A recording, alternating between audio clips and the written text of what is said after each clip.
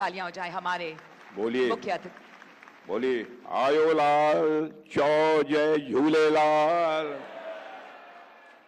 दाड़ो सुठो।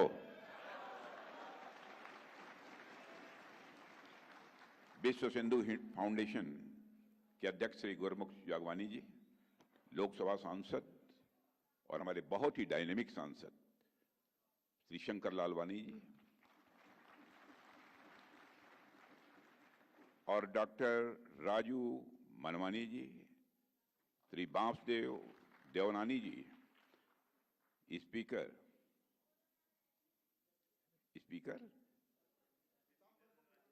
अच्छा पीताम्बर को, श्री श्रीचंद जी कृपलानी, श्री भगवान दास जी शबनानी, श्री अशोक जी रोहानी, श्री कुमार जी एलानी, डॉक्टर पायल कुकरानी, श्री किशोर अजमाणी और यहाँ मौजूद हमारे सिंधी समाज के सभी सम्मानित बहनों एवं भाइयों, जिस समय मुझे आमंत्रित किया गया इस कार्यक्रम के लिए,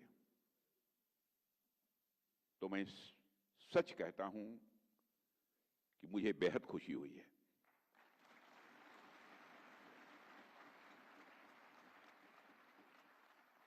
सिंधी समाज का आज से नहीं वर्षों से मेरा बहुत ही नजदीकी रिश्ता रहा है,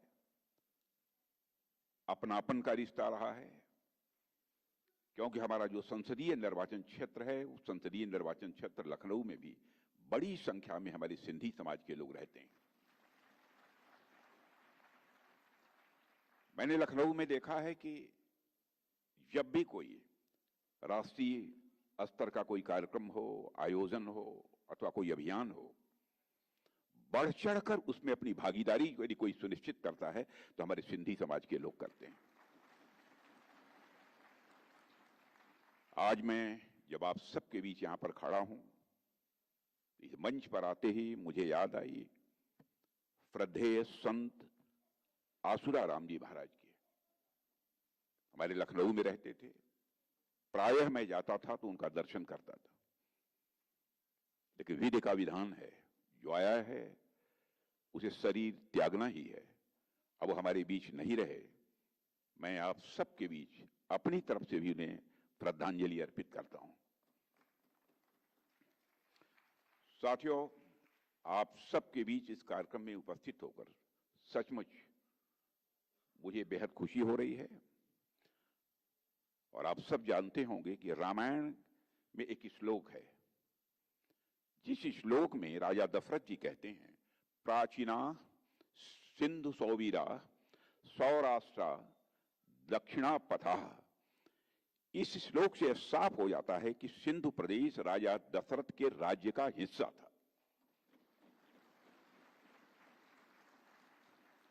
और इस श्लोक से यह भी साफ हो जाता है कि सिंधु प्रदेश राजा दशरथ जी के राज्य का हिस्सा था और सिंध वह क्षेत्र भी है जहां वेद ज्ञान सबसे पहले आया।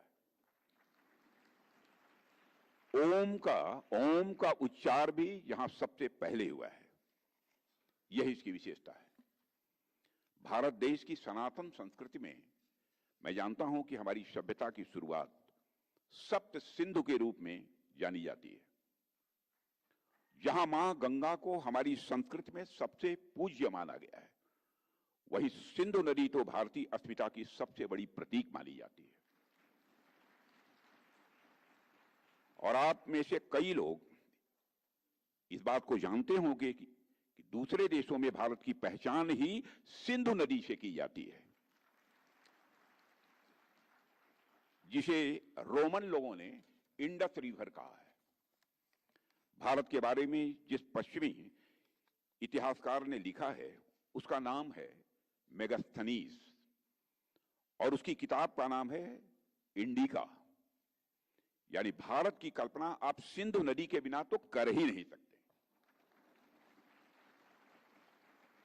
भारत के विभाजन के कारण मेरे साथियों, सिंधु नदी का एक बड़ा हिस्सा आज तो पाकिस्तान में चला गया है। पूरा सिंध प्रांत ही आज पाकिस्तान में है, मगर इसका अर्थ यह नहीं है कि सिंध और सिंधी समाज का महत्व हमारे लिए आज कम हो गया है। इसका यह मतलब नहीं है। हमारे लिए उनका महत्व आज भी उतना है जितना हजारों साल पहले था। और यही कारण है कि साल 2005 में सुप्रीम कोर्ट ने हमारे राष्ट्रगान से सिंध शब्द निकालने की याचिका को खारिज करते हुए कहा था कि सिंध शब्द केवल एक भौगोलिक स्थान से जोड़कर नहीं देखा जाना चाहिए, क्योंकि यह शब्द भारत और सिंधी समाज की सांस्कृतिक पहचान से पूरी तरह जुड़ा हुआ है। आज भी हम लोग बड़े गर्व से गाते हैं पंजाब, सिंध, गुजरात, मराठा, और आगे भी गाते रहेंगे, सदैव गाते रहेंगे। जब तक हमारा अस्तित्व है तब तक हम गाते रहेंगे। और साथियों, आज हम जब सिंधी समाज की बात करते हैं तो हम केवल एक समुदाय की बात नहीं करते हैं, बल्कि एक ऐसी विरासत की बात करते हैं जो सनातन का अटूट हिस्सा है, जिसकी जड़ें भगवान राम से जुड़ी हुई हैं, जिसने हमारी संस्कृति और सभ्यता को समृद्ध करने में अपना बहुत बड़ा योगदान किया है। ऐसी विरासत को मैं हृदय से प्रणाम करता हूं। देवियों और सज्जनों, आज सिंधी समाज भारत और विश्व भर में अपनी मेहनत और प्रतिभा के लिए जाना जाता है। सिंधी समाज ने अपनी मेहनत से, अपनी प्रतिभा से भारत में ही नहीं बल्कि विश्व में एक अपनी पहचान बनाई है, और सिंधी समाज ने अपनी अनूठी पहचान को बराबर बनाए रखा है। यह सिंधी समाज की सबसे बड़ी विशेषता है। चाहे वो सिंधी भाषा की मिठास हो, या संत काव्य हो, या फिर सिंधी कला की जीवंतता हो, यह हमारी साझा परंपराओं को दर्शाते हैं। और साथियों, विभाजन के कठिन दौर में जब सिंधी समाज को अपनी जन्मभूमि छोड़नी पड़ी थी, पलायन करना पड़ा था, मैं मानता हूं तब भी आपने हिम्मत नहीं हारी थी। यह आपकी विशेषता है। आपने न केवल अपने लिए एक नई शुरुआत की, बल्कि व्यापार, शिक्षा, कला और सामाजिक सेवा के क्षेत्र में जो आपने अभूतपूर्व योगदान दिया है, उसे किसी भी सूरत में भुलाया नहीं जा सकता है। और साथियों, सिंधी समाज के संतों और महान आत्माओं ने मानवता को बहुमूल्य संदेश दिए हैं। इस सच्चाई को भी कोई नकार नहीं सकता है। मैं आज महाकवि चैनराय स्वामी, संत कंवर राम जी, संत रामदास साहिब, स्वामी लीला शाह, स्वामी शांति प्रकाश सहित सभी सिंधी संतों को शीश झुकाकर नमन करता हूं। और मैं आज साधु टी.एल. वासवानी जी को भी याद करना चाहता हूं, जिन्होंने अपने प्रयासों से शिक्षा के क्षेत्र में एक अमिट छाप छोड़ी है। और साथियों, उन्होंने वेजिटेरियन लिविंग के विचार को बढ़ावा देने के लिए और एनिमल वेलफेयर की दिशा में महत्वपूर्ण जो कार्य किए हैं, उसे यह भारत देश कभी भूल नहीं सकता है। मेरे बहनों भाइयों, जैसा कि मैंने पहले भी कहा है कि इस कार्यक्रम में आकर मुझे बेहद खुशी हो रही है, और इस प्रसन्नता का एक और कारण है, वह है इस कार्यक्रम का प्रायोजन। आज हम नागरिकता संशोधन विधेयक के संबंध में यहां एकत्रित हुए हैं। जैसा मुझे बताया गया है, वर्ष 2019 में मैंने ही लोकसभा में इस नागरिकता संशोधन विधेयक को पेश किया था। यह विचार गृह मंत्री रहते हुए मेरे मन में कैसे आया था? ये बैठे हैं हमारे लखनऊ के लोग, सब सारे लोग यहाँ, इन लोगों ने इसकी जानकारी मुझे दी थी और बताया था ऐसा कुछ होना चाहिए। और मुझे इस बात की भी जानकारी मिली कि कुछ सिंधी समाज के और विभिन्न वर्गों के लोग जो कि नॉन मुस्लिम हैं, वह दिल्ली में भाग कर आए हुए हैं और झोपड़ियों में बड़ी दयनीय स्थिति में वो रह रहे थे। मैं स्वयं उनको देखने गया था, और वहां से लौटने के बाद मैंने फैसला किया कि इनको समुचित नागरिकता देने के लिए जो भी कानून आवश्यक होगा हम बनाएंगे। प्रधानमंत्री मोदी जी से मैंने बात की, मैंने कहा मैं इस दिशा में अब आगे बढ़ रहा हूं। बिल तैयार हुआ, लोकसभा मैंने पेश किया, लोकसभा में पारित भी हुआ, लेकिन वह 2019 का अंतिम दौर था, कुछ ही महीने शेष बचे थे, राज्यसभा में बहुमत नहीं था। मैंने कई विपक्ष के लोगों से भी बात की, लेकिन लोगों ने समर्थन देने से इनकार कर दिया। तो मैंने कहा चलिए, इस साल नहीं होगा तो अगले साल तो पास होकर ही रहेगा। और फिर जब गृह मंत्री अमित जी मिले तब मैंने उनसे कहा और उन्होंने फिर उस काम को आगे बढ़ाया। देवियों, सज्जनों, यह बात ध्यान देने वाली है कि हमारी सरकार ने कई पड़ोसी देशों से धार्मिक उत्पीड़न से बचने के लिए वर्ष 2024 तक भारत आए अल्पसंख्यक समुदायों के सदस्यों को बिना पासपोर्ट के भारत में रहने की अनुमति दी है। आज मैं कह सकता हूं कि हमारे पड़ोसी देशों के इन भाइयों और बहनों का सम्मान से ही जीने का अधिकार भारत में मिल रहा है और इस अधिकार को दुनिया की कोई ताकत छीन नहीं सकती है। और मैं यह भी कहना चाहूंगा कि पड़ोस के कई देशों में अल्पसंख्यक समुदाय वर्षों से यातना झेलता रहा है। उनके घर जलाए गए, उनके बच्चों को मारा गया, बेटियों के साथ जुल्म अत्याचार किए गए, लोगों का जबरन धर्म परिवर्तन कराया गया। उनमें से कई लोग जब किसी तरह अपनी जान बचाकर भारत आए तो तुष्टीकरण करने वाली पूर्व की कई सरकारों ने भी उन्हें जो राहत देनी चाहिए, राहत देने की बात तो दी दूर, उनके साथ जिस तरीके का व्यवहार किया गया उसकी जितनी भी निंदा की जाए वह कम है। एक खास समुदाय के वोट बैंक को केवल खुश करने के लिए उन्हें अपना अपमानित किया गया, जलालत उन्हें झेलनी पड़ी। पड़ोस के देशों से आने वाले एक विशेष वर्ग को शरण दी गई, लेकिन इस हिंदू समाज के लोग जो वाकई में इसके हकदार थे उन्हें जो अधिकार मिलने चाहिए थे वो अधिकार नहीं दिए गए। उनके कष्ट को जो समझा जाना चाहिए था, जिस संवेदना के साथ समझा जाना चाहिए था, वो नहीं समझा गया। लेकिन इस पीड़ा को किसी ने समझा तो हमारे प्रधानमंत्री नरेंद्र मोदी जी ने समझा।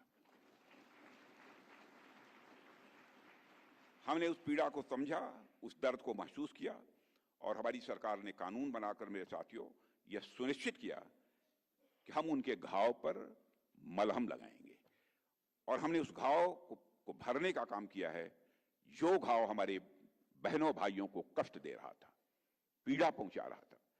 इसलिए हम नागरिकता संशोधन विधेयक लेकर आए। अगर मैं सिंधी समाज की बात करूं यहां पर, तो सिंधी लोग सिंधु घाटी सभ्यता के वंशज हैं, जिसे इतिहासकार आज विश्व की सबसे प्राचीन सभ्यताओं में से एक मानते हैं। ऐसे लोग लंबे समय तक सेकंड क्लास सिटीजन, द्वयम दर्जे के नागरिक की तरह जीवन जिए, यह अन्य किसी को मंजूर हो सकता है, लेकिन हम लोगों को किसी भी सूरत में यह मंजूर नहीं था। भगवान झूलेलाल जी ने इस सौभाग्य को हमें दिया, मेरे बहनों भाइयों, कि हम अपने बहनों और भाइयों के लिए यह शुभ कार्य कर पाए। और एक बात मैं बहुत स्पष्ट कर देना चाहता हूं, जो इनविटेशन लेटर मुझे मिला था उसमें कहा गया था कि सिंधी समाज के लोग मेरा आभार व्यक्त करना चाहते हैं, यह लिखा हुआ था, धन्यवाद देना चाहते हैं। लेकिन मेरा मत यह है कि यह कानून कोई आपके ऊपर एहसान नहीं था, आपके ऊपर यह कोई उपकार नहीं था, यह हम सबकी नैतिक जिम्मेदारी थी, हमारे सरकार की नैतिक जिम्मेदारी थी। यह मानवीय कार्य था, यह एक मानवीय कार्य था, यह एक संवेदना का कार्य था, जिस कार्य को हम लोगों ने किया है। ऐसा समाज जो देश के लिए और अपनी मातृभूमि के लिए हमेशा खड़ा रहा है, जिसके नीयत के ऊपर सवालिया निशान कभी नहीं लगा है, जिसने स्वाधीनता संग्राम में अपना अनमोल योगदान दिया है, जिस समाज के पुरुषों और महिलाओं ने भारत की स्वतंत्रता के लिए संघर्ष किया है, जिस समाज के बहुत से व्यापारियों ने नेताजी सुभाष चंद्र बोस और इंडियन नेशनल आर्मी को अपना समर्थन दिया था, उस समाज के लोगों के प्रति हमारा दायित्व है कि चाहे जैसे भी हो, जो भी करना हो, वह सम्मान के साथ अपनी जिंदगी जिए। यह हम सबकी जिम्मेदारी बनती थी और उसी जिम्मेदारी का हम लोगों ने निर्वाह किया है। मेरे बहनों भाइयों, मैं जानता हूं सिंधी समाज के लोगों ने बहुत सारे कष्ट सहे हैं और सिंधी समाज के लोगों ने हमेशा अपनी मातृभूमि के लिए बलिदान दिया है। मैं आज हेमू कालानी जी को भी यहां याद करना चाहता हूं, जिन्हें भारत छोड़ो आंदोलन के दौरान गिरफ्तार किया गया था। उन्हें मौत की सजा सुनाई गई थी। सिंध के लोगों ने दया याचिका दायर की और ब्रिटिशर्स ने इसे मंजूर किया, लेकिन उन्होंने शर्त रखी कि हेमू कालानी जी को अपने साथ के क्रांतिकारियों के नाम उजागर करने पड़ेंगे। लेकिन हेमू कालानी जी ने इसे साफ इनकार कर दिया था। यह थी एक नेशनल स्पिरिट, यह थी एक राष्ट्र भक्त की प्रखर भावना। और हेमू कालानी जी को 21 जनवरी 1943 को फांसी दे दी गई थी। आप कल्पना कीजिए कि उस समय वह केवल 19 वर्ष के थे। 19 वर्ष के युवा के अंदर किस प्रकार से प्रखर राष्ट्रीय स्वाभिमान की भावना थी, क्या देशभक्ति का जज्बा था उस जवान का, क्या मातृभूमि के लिए उस नौजवान का प्रेम था।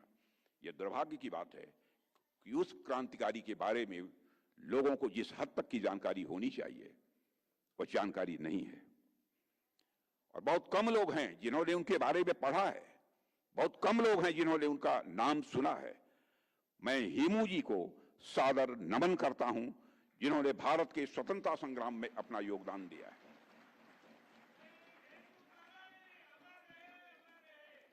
साथियों, वर्ष 1947 में जब भारत स्वतंत्रता का उत्सव मना रहा था, तब विभाजन की त्रासदी की वजह से बहुत बड़ी जनहानि हुई थी और लाखों लोगों को अपने घरों से विस्थापित होना पड़ा था। इस कारण सिंधी समाज को भी बहुत कुछ खोना पड़ा है। साथ ही उन्हें एक छल का भी शिकार होना पड़ा। वह छल किया उस समय की सरकार ने। पार्टीशन के समय कांग्रेस ने सिंध के लोगों को भारत आने के लिए मना किया। पार्टीशन के समय सिंध के लोगों को आने के लिए उन्होंने मना किया, जबकि उन लोगों को पता था कि सिंध में हिंदू माइनॉरिटीज को कितना खतरा था। भारत के विभाजन की घोषणा के तुरंत बाद अखिल भारतीय कांग्रेस समिति ने 14 जून को दिल्ली में एक बैठक बुलाई और उस बैठक में सिंध, पंजाब और बंगाल के हिंदुओं और सिखों ने विभाजन के विचार का विरोध किया था।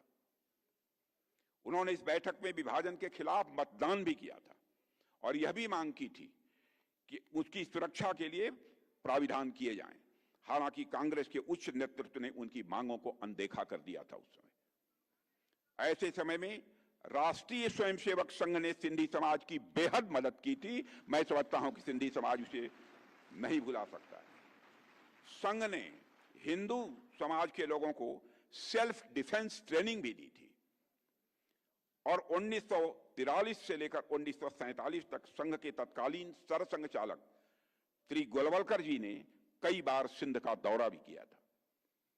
वे सिंध के सभी प्रमुख शहरों में गए थे और वहां के प्रमुख हिंदू और सिंधी नेताओं, व्यापारियों, वकीलों और शिक्षाविदों से मिले।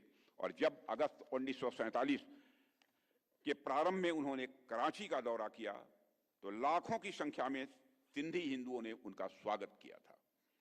इस दौरान संघ से सिंधी जुड़ाव स्वाभाविक रूप से बढ़ा था। और साथियों, भारतीय जनता पार्टी हमेशा से सिंधी समाज के लोगों और उनकी संस्कृति के पक्ष में खड़ी रही है और भविष्य में सदैव खड़ी रहेगी। और बहुत कम लोगों को यह बात याद है कि सिंधी भाषा को 8वीं अनुसूची में शामिल करने के लिए श्रद्धेय अटल बिहारी वाजपेयी ने बहुत ही प्रयास किए थे।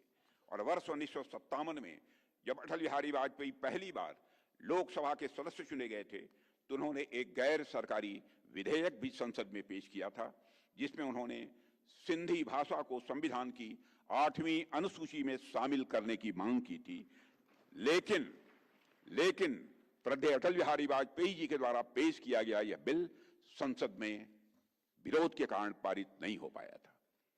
वर्ष 1967 में जब लोकसभा में सिंधी भाषा को 8वीं अनुसूची में शामिल करने के लिए बिल आया तो श्रद्धेय अटल जी ने इसका समर्थन करते हुए कहा था, मैं उनका कोट आपके सबके सामने रखना चाहता हूं, जो अटल बिहारी वाजपेयी जी ने कहा था, सिंधी में भारत की आत्मा बोलती है, सिंधी में भारत की आत्मा बोलती है।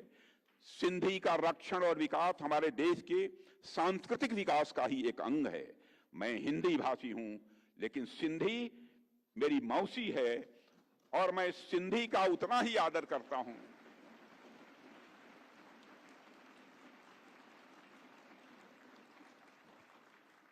और मैं सिंधी का उतना ही आदर करता हूं जितना कि मैं हिंदी का आदर करता हूं। अटल बिहारी वाजपेयी जी ने कहा था। यह स्टेटमेंट इस बात का सबूत है कि हम हमेशा से ही सिंधी लोगों के सम्मान के लिए खड़े हुए हैं, उनके हक के लिए खड़े हुए हैं और सिंधी समाज के अधिकार के लिए बहनों भाइयों खड़े हुए हैं और भविष्य में भी जब भी जरूरत होगी खड़े होते रहेंगे।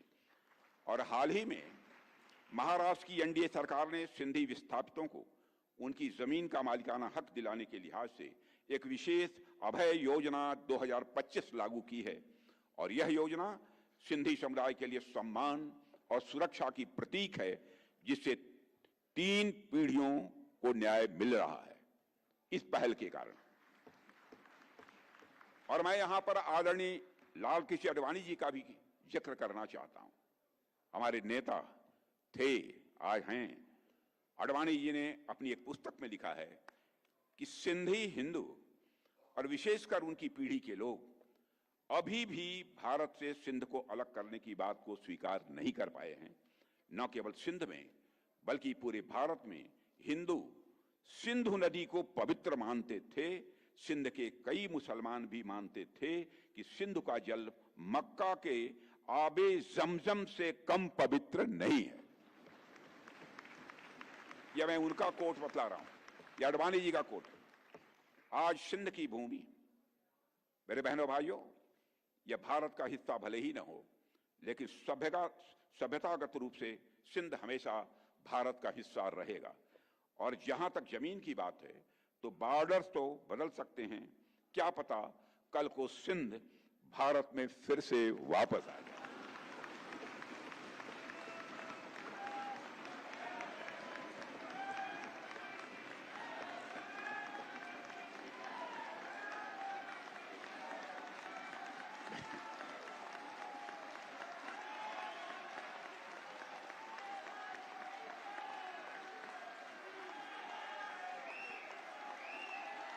लेकिन सिंध के हमारे लोग लेकिन सिंध के हमारे लोग जिन्होंने सिंधु नदी को पवित्र माना है, हमेशा हमारे वो अपने रहेंगे, वो चाहे कहीं भी हों, हमेशा अपने रहेंगे। मेरे बहनों भाइयों, अगर हम इतिहास को देखें तो पाते हैं कि सिंधी लोगों ने भारत की अर्थव्यवस्था में बहुत बड़ा योगदान किया है। अभी लालवानी जी कह रहे थे ना, कौन नहीं जानता इस सच्चाई को। सिंधी भारत की ओरिजिनल ट्रांसनेशनल बिजनेस कम्युनिटी है, ओरिजिनल ट्रांसलेशनल बिजनेस कम्युनिटी है, जिन्होंने अपने स्किल से कॉलोनियल रूल के बावजूद बिजनेसेस को, अपने व्यापार को सफलतापूर्वक संचालित किया है। अंग्रेजों की हुकूमत होने के बावजूद मॉडर्न बैंकिंग मेथड्स जैसे बिल डिस्काउंटिंग और साथ ही साथ प्रामिजरी नोट्स की उत्पत्ति सिंधु व्यापारियों द्वारा शुरू की गई हुंडी और पर्ची प्रणालियों से जो शुरू हुई है। पार्टीशन के बाद सिंधी समाज ने भारत में जीरो से शुरुआत की है। मेरे बहन भाइयों, सभी जानते हैं, जीरो से आप लोगों ने शुरुआत की है, लेकिन उन्होंने सफलता के नए आयाम गढ़े हैं। और आज भारत सहित दुनिया के देशों में सिंधी समाज के लोग समाज निर्माण के कार्यों में अपना बहुत बड़ा योगदान कर रहे हैं। ऐसा शायद ही कोई क्षेत्र हो जहां अपनी सरनेम का कोई व्यक्ति नेतृत्व करता न मिल जाए। आनी सरनेम का कोई व्यक्ति नेतृत्व करता न मिल जाए, शायद ही देश में ऐसा कोई क्षेत्र हो। चाहे शिक्षा हो, चाहे वह शिक्षा का क्षेत्र हो या रियल एस्टेट, चाहे कला के क्षेत्र हो या कानून और राजनीतिक जैसे क्षेत्र, चाहे टेक्सटाइल की बात हो या ट्रेड इंडस्ट्री की हो, आज सिंधी समाज के लोगों के योगदान के बिना किसी भी क्षेत्र की कल्पना की ही नहीं जा सकती है। मेरे बहनों भाइयों, मैं आज KR मलकानी जी को भी याद करना चाहता हूं, जो ऑर्गेनाइजर के पहले और सबसे लंबे समय तक अपनी सेवा देने वाले मुख्य संपादक थे। मलकानी जी ने भारत में फ्रीडम ऑफ स्पीचेज के लिए बहुत बड़ा संघर्ष किया है। जब पंडित जवाहरलाल नेहरू ने first amendment act locker freedom of speech को कुचला, तब मलकानी जी ने इसका मुखरता से विरोध किया था। वह मलकानी जी भी सिंधी थे। और बाद में जब इंदिरा जी ने आपातकाल घोषित किया था, तब मलकानी जी गिरफ्तार होने वाले पहले व्यक्ति भी माने जाते हैं। वह वही सिंधी थे। महान स्वतंत्रता सेनानी आचार्य जेबी कृपलानी जी भी सिंधी समाज से आते थे। जेबी कृपलानी जी भी सिंधी महासमाज से आते थे। उन्होंने भी फर्स्ट अमेंडमेंट एक्ट का जमकर विरोध किया था। यानी यह भी कहा जा सकता है कि सिंधी समाज की संविधान की रक्षा करने में बहुत ही महत्वपूर्ण आपकी भूमिका रही है। संविधान की रक्षा करने में, देश के निर्माण में भी आपकी बहुत ही महत्वपूर्ण भूमिका रही है। मेरे बहनों भाइयों, मैं आज प्रोफेसर राम पंजवानी जी को भी याद करना चाहता हूं, जिन्हें सिंधी कम्युनिटी का कल्चरल एम्बेसडर, सांस्कृतिक दूत माना जाता है। वे न सिर्फ एक महान लेखक बल्कि सिंधी साहित्य एवं संस्कृत के सच्चे उपासक थे।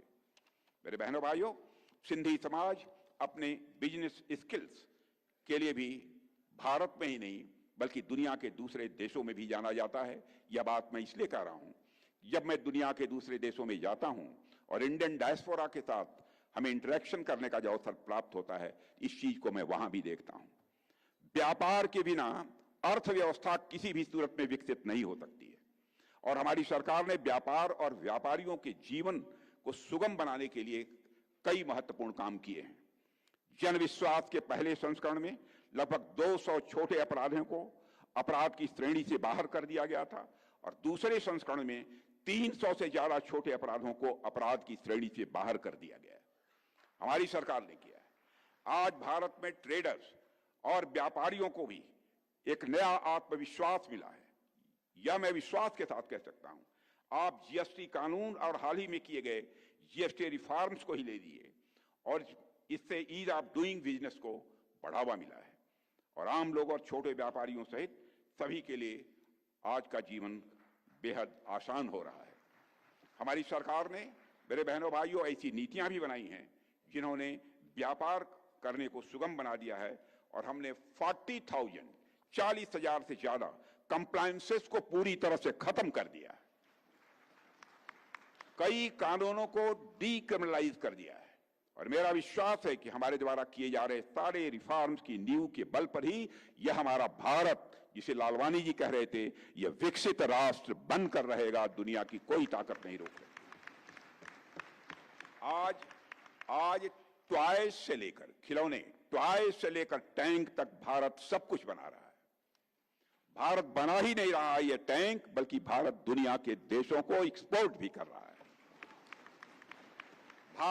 भारत मेरे साथियों आत्मनिर्भर बन रहा है। दुनिया का मैन्युफैक्चरिंग हब बनने की दिशा में भारत तेजी के साथ आगे बढ़ रहा है और वह दिन दूर नहीं जब हमारा भारत यह विकसित राष्ट्र बनेगा और हमारा संकल्प भी और विश्वास भी है, यह मैं कह सकता हूं। अंतर्राष्ट्रीय जगत में आज भारत की प्रतिष्ठा बढ़ी है। पहले अंतर्राष्ट्रीय मंचों पर भारत कुछ बोलता था तो भारत की बातों को जिस गंभीरतापूर्वक लिया जाना चाहिए नहीं लिया जाता था, लेकिन आज अंतर्राष्ट्रीय मंचों पर भारत कुछ बोलता है, सारी दुनिया कान खोलकर सुनती है भारत बोल क्या रहा है। यह भारत की हैसियत बनी है। इकोनॉमी की साइज के मामले में जो हमारा भारत 2014 में दुनिया के देशों में 11वें स्थान पर खड़ा था, आज हमारा भारत जंप लेकर इकोनॉमी की साइज के मामले में दुनिया के देशों में 4थे स्थान पर आकर खड़ा हो गया है। अंतर्राष्ट्रीय मानी जानी फाइनेंशियल फर्म्स मॉर्गन स्टैनली ने कहा है कि भारत जितनी तेजी से प्रगति कर रहा है वह दिन दूर नहीं है, साल 1.5 साल के अंदर ही भारत इकोनॉमी यानी अर्थव्यवस्था की साइज के मामले में दुनिया के देशों में टॉप 3 देशों में आकर खड़ा हो जाएगा। मेरे बहनों भाइयों, हमारे प्रधानमंत्री ने स्वदेशी का आह्वान किया है। मुझे पूरा विश्वास है कि हमारा सिंधी समाज स्वदेशी अपनाने के संकल्प में अपना और अधिक योगदान देगा और विकसित भारत बनाने के संकल्प में वह पूरी तरह से भागीदार बनेगा। मैं आप सभी से आह्वान करता हूं, विकास भी और विकास के साथ साथ विरासत भी के मंत्र को अपनाकर भारत के आर्थिक और सांस्कृतिक उदय में आप अपना अधिक से अधिक योगदान दें और इसके लिए यह भी आवश्यक है कि हमारी नई पीढ़ी को सिंधी भाषा, संस्कृति, यह सब और मूल्यों से आप उन्हें जोड़ें। नई पीढ़ी को इन सब सारे सिंधी भाषा, संस्कृति और मूल्यों से अलग न होने पाए, यह कोई चिंता किसी को करनी है तो आपको करनी है, ताकि वह अपने गौरवशाली इतिहास से जुड़े रहें, अपने गौरवशाली इतिहास को वह जान सकें, ताकि वो उनके अंदर किसी भी प्रकार की एक इंफीरियरिटी कॉम्प्लेक्स या हीन भावना न पैदा होने पाए और पूरी ऊर्जा के साथ वह देश के निर्माण में अपना योगदान कर सकें। इसी विश्वास के साथ भारत की प्रगति, भारत की उन्नति में अपना योगदान आप देते रहेंगे, यही अनुरोध करते हुए और पुनः आप सभी का अपनी तरफ से भी अभिनंदन करते हुए और भारत ही नहीं विश्व में रहने वाले सिंधी समाज के सभी लोगों का इस अवसर पर अभिनंदन करते हुए अपना निवेदन समाप्त करता हूं। आप सबको बहुत बहुत धन्यवाद।